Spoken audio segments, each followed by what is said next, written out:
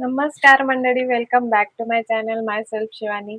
आजच्या व्हिडिओमध्ये मी तुम्हाला सांगणार आहे की आपलं स्टडी पॅटर्न कसं असायला पाहिजे आणि किंवा माझं स्टडी पॅटर्न कसं होतं.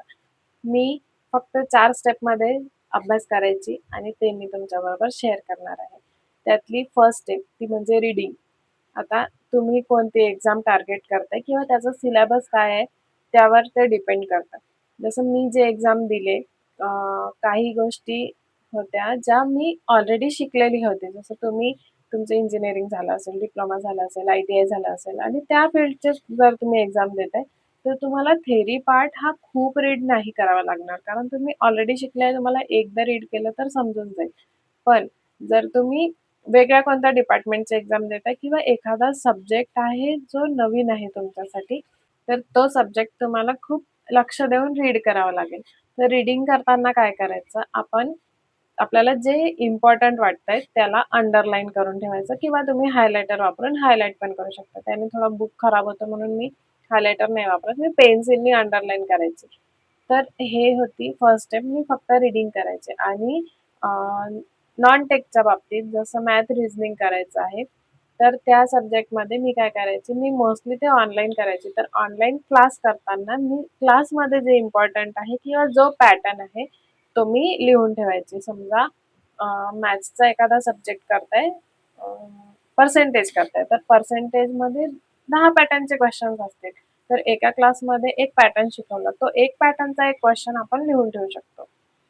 दुसऱ्या क्लासमध्ये जे सेकंड पॅटर्न शिकवलं, तर तो आपण लिहून ठेवू शकतो असं. मी ऑनलाईन क्लासमध्ये हे करायचे. रिझनिंगच्या बाबतीत मला एवढा काही त्रास नाही झाला. रिझनिंग माझ्यासाठी ईझीच होतं. त्याच्यामुळे अ, त्याचा मी फक्त ऑनलाईन क्लास बघायचे आणि डायरेक्ट क्वेश्चन सॉल्व्ह करायचे. तर ही होती फर्स्ट स्टेप. खूप वारा येतोय. तर सेकंड स्टेप होती ती म्हणजे रिव्हिजन. तर रिव्हिजन मी कसं करायचे, तर थिअरीचा पार्ट आहे जो आपण अंडरलाईन करून ठेवला आहे, मी तेवढाच वाचायचे. दुसऱ्यांदा आपल्याला पूर्ण रीड करायची गरज नाही. जो इम्पोर्टंट आहे तेवढं वाचायचं. आणि समजा आपल्याला पूर्ण बुक वाचायला 3 महिने गेले.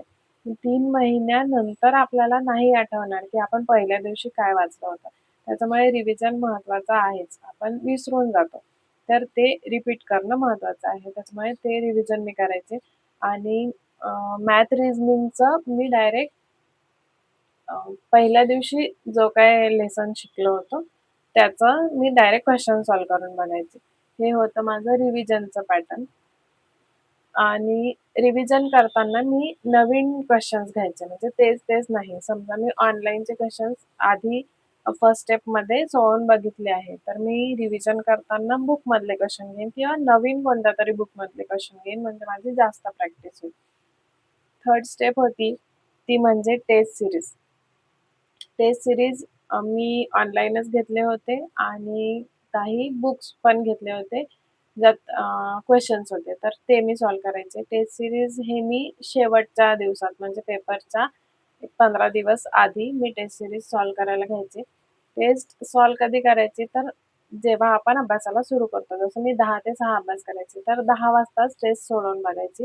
म्हणजे फ्रेशमध्ये आपला टाईम पण व्यवस्थित मॅनेज होतो आणि हां, टेस्ट सोडवताना टायमर लावून करायचं. आता ऑनलाईन टेस्ट असेल तर त्याला ऑलरेडी टायमर असतं. पण जर तुम्ही ऑफलाईन एखादा पेपर सॉल्व्ह करून बघताय, तर टाईम सेट करून त्या टाईममध्ये आपलं सॉल्व्ह झालं पाहिजे हे पण बघायचं.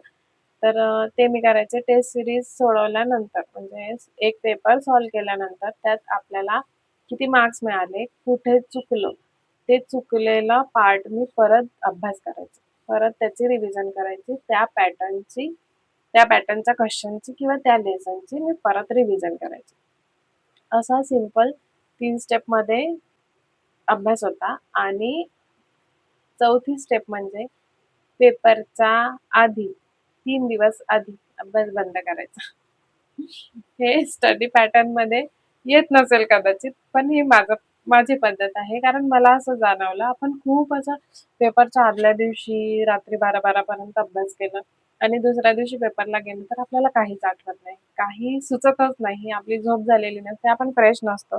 त्यामुळे झाला, बस झाला. जेवढा अभ्यास केला 3 महिने, 6 महिने, 1 वर्ष तुम्ही जेवढा अभ्यास करताय, पेपरच्या 3 दिवस आधीपर्यंतच अभ्यास करायचा.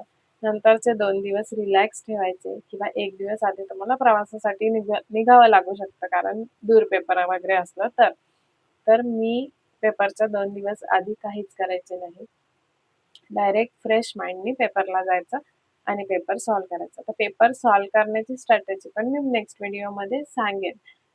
पण हा होता माझा स्टडी पॅटर्न. तुम्हाला जर व्हिडिओ उपयोगी वाटला असेल तर लाईक करा, शेअर करा तुमच्या मित्र-मैत्रिणींबरोबर आणि चॅनलला सबस्क्राईब करून ठेवा.